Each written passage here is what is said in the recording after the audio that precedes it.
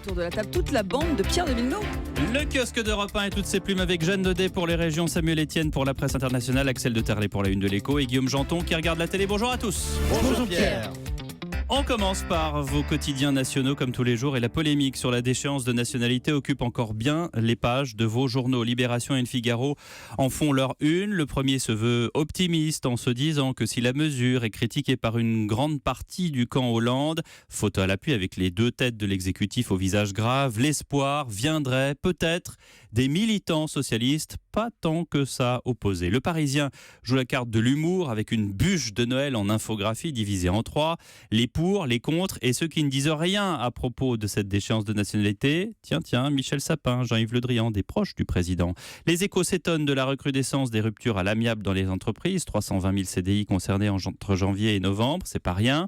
Tandis que l'Humanité, qui s'interroge sur le racisme qui gangrène la France, pas seulement la Corse, nous livre le témoignage d'un journaliste turc emprisonné par Erdogan. Comme on dit dans le métier, c'est parce qu'il a ouvert sa gueule. Jeanne Daudet, la une des régions.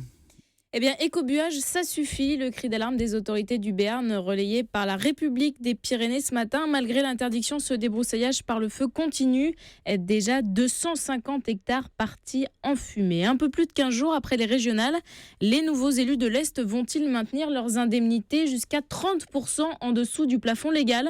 C'est en tout cas le choix fait par le groupe majoritaire pour, je cite, une gestion efficace de l'argent public. C'est ce que nous expliquent les dernières nouvelles d'Alsace. Et puis, les Bourguignons et les Francs-Comtois dépensent trop pour se chauffer, explique le journal du Centre. Ils ont froid, oui. La faute notamment à justement un climat plus froid et des logements plus anciens.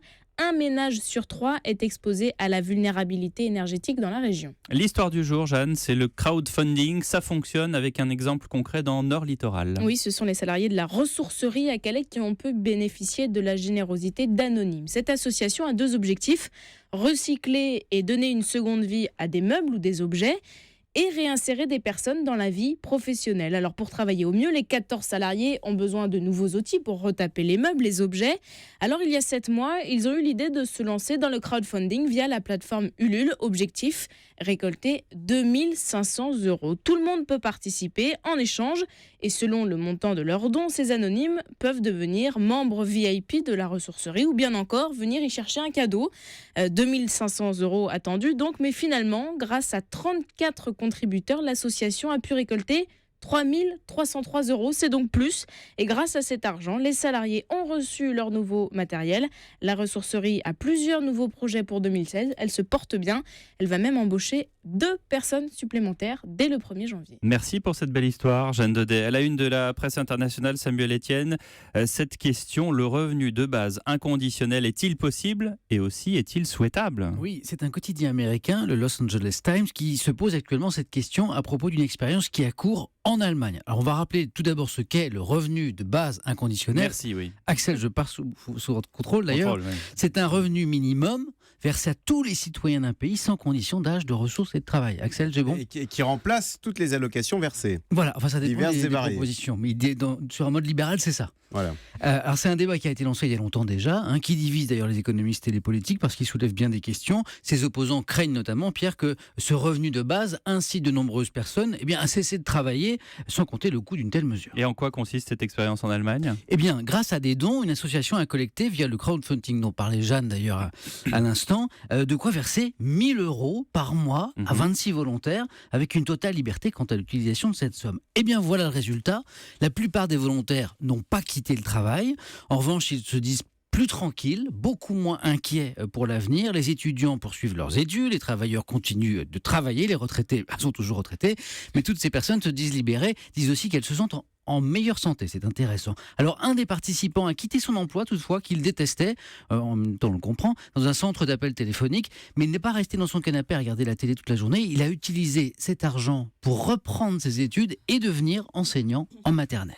Alors ça peut sembler totalement utopique et pourtant un autre pays, on en parlait tout à l'heure avec Axel, la Finlande projette de mettre en œuvre ce revenu de base inconditionnel dans pas longtemps, à compter de 2017, 900 € pour tout le monde, en échange de la fin de toutes les allocations.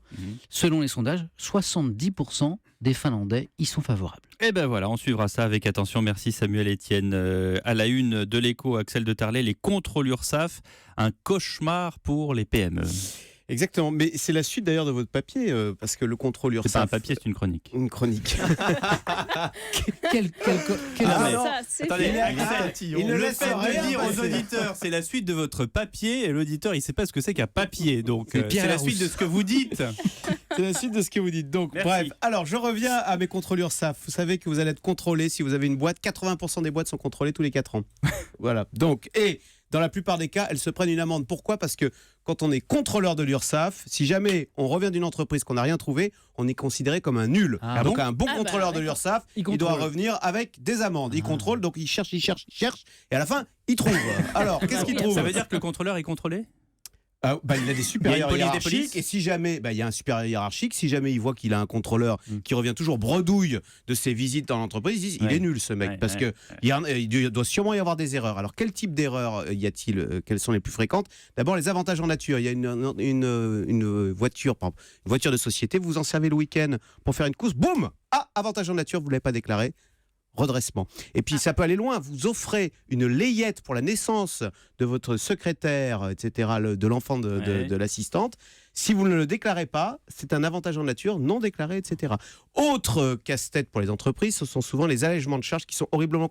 Parce qu'en fait, il n'y a pas que de la fraude, il y a aussi que c'est tellement compliqué, que les textes changent tellement souvent, eh bien que les patrons qui ne sont pas tous des experts comptables perdent les pédales et se trompent, et d'ailleurs à tel point que souvent ils payent trop, il y a des trop perçus, voilà. Et donc alors, au-delà de l'amende, pour les patrons, ils disent que c'est très désagréable parce qu'il y a le stress, il y a le temps perdu, bien souvent ça dure plus de 2 mois, et puis il y a ce côté inquisiteur qui est assez désagréable quand on a l'impression qu'on est sous contrôle. Il y a un côté inquisiteur, mais en même temps, les contrôles sont indispensables pour lutter contre le travail au noir. Alors vous avez raison, la fraude sociale, il faut aussi le rappeler, c'est 20 milliards. Alors les petits patrons disent oui, mais ceux qui trichent 20 milliards vraiment... chaque année? 20 milliards chaque année Ouais. voilà, de fraude. Ah oui, c'est énorme parce que c'est plus que le déficit de la Sécu qui est de 13 milliards. Donc vous voyez, si on n'y avait pas de fraude, il n'y aurait pas de déficit de la Sécu.